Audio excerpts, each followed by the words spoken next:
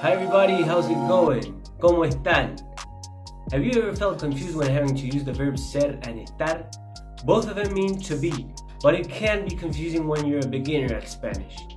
Welcome to Xlang, my name's Nahuel, and in today's lesson we're going to talk about the difference between ser and estar.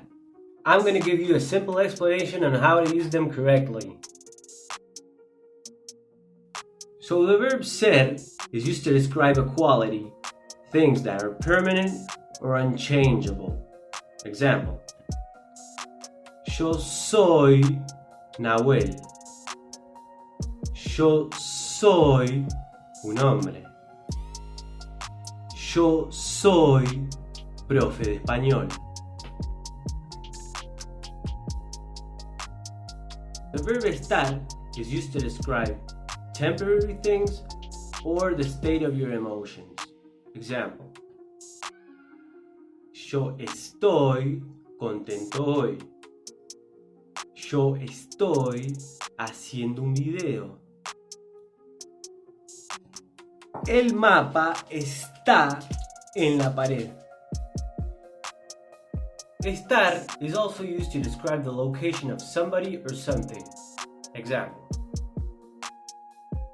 La Torre Eiffel está en París. La Estatua de la Libertad está en Nueva York. ¿Dónde estás ahora? Yo estoy en Buenos Aires.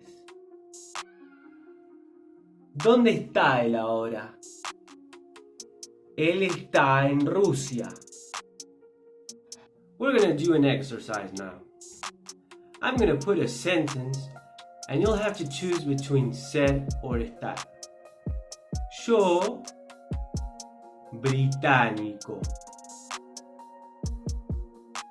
Yo, triste. Yo, simpático. Yo, Peter.